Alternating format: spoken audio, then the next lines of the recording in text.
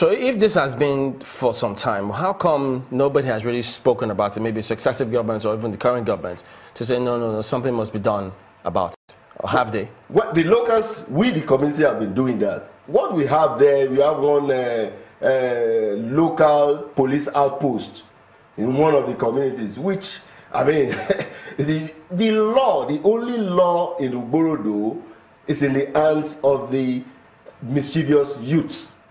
They are law unto themselves. They sit elders down, they maltreat elders. So elders, most elders, I won't send my father there to stay there, to be insulted by some youths who are now being used because of the youth president, one of Penda Nene. Everybody knows, it was, by the way, is one of the wanted person now. 5 of them have been arraigned for the killing of Samuel Mayomi. They've been arraigned in court. They will be back to court on the 19th of this month, just some days away, properly arraigned in, because they were taken to a magistrate court. There was no jurisdiction, so the magistrate remanded the 5 of them in prison. So they will be arraigned in state high court. So the investigator had finished their investigation, and they have established that these people have a case to answer. They were arraigned for murder, kidnapping, and armed robbery. Now, you painted a scenario that the security agencies in that area don't particularly provide the kind of security that the community requires.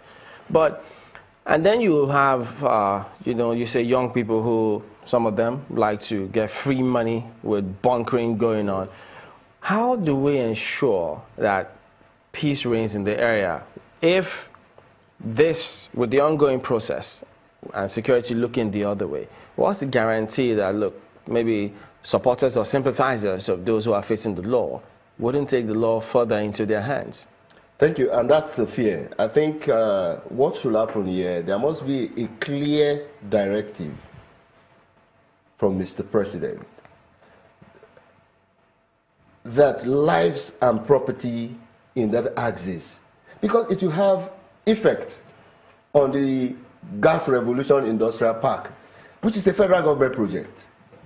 No foreign company will come to an area that peace cannot be assured. Nobody no investor will come to that export processing zone area. So much money has been spent there. It started from the last administration, but it's not been able to kick off now. But no investor, local or international, will come to that area. Therefore, the government, federal government, who is in control of the army, navy, police, air force, must be clear-headed in this. Ugborodo is too important because of even federal investments there to be left in the hands of miscreants. Because what is happening here, Chamberlain, what is happening there in Ugborodo now is that life is short, brutish, and nasty. The boys are law unto themselves, and that's why they could just waste even with 2 the security people. operatives there. Even with the security operatives. But it's a creek, it's an island.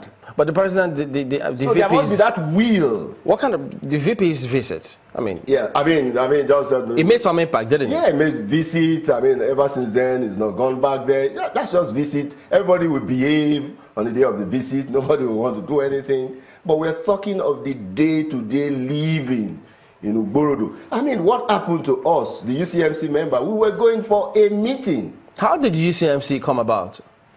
Like I told you, it's a decision. It's the collective will of the Ugborodo people to say, okay, after all these months and almost a year of leadership tussle, you understand, let all the interest group come together. And we agreed. Like I said, 51-man committee was put in place, headed now by Barrister Austin Oborogbe.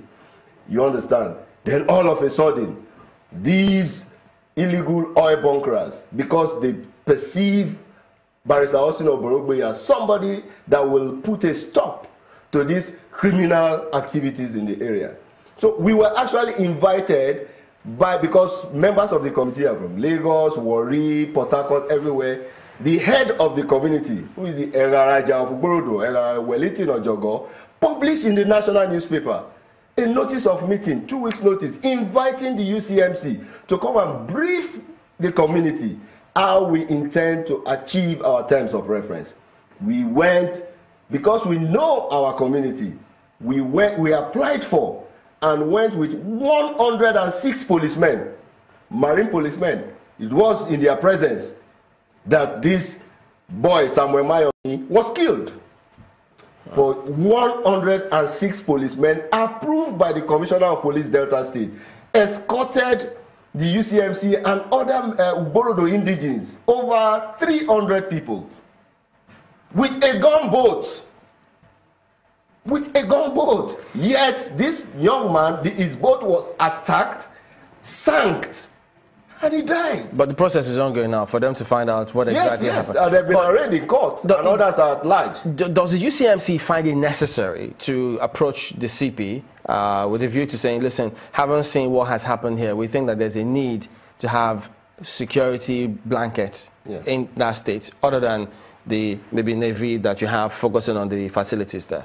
Yes, we have always been doing that, and we are doing that because that is the only way. Have they taken that? Have they been present, manning different areas in the community other than the facilities? No, not now. Like I said, if there is a semblance of security presence there, all this won't happen. This cannot happen, say, on this road now where Channels is, because there is some sense of security here.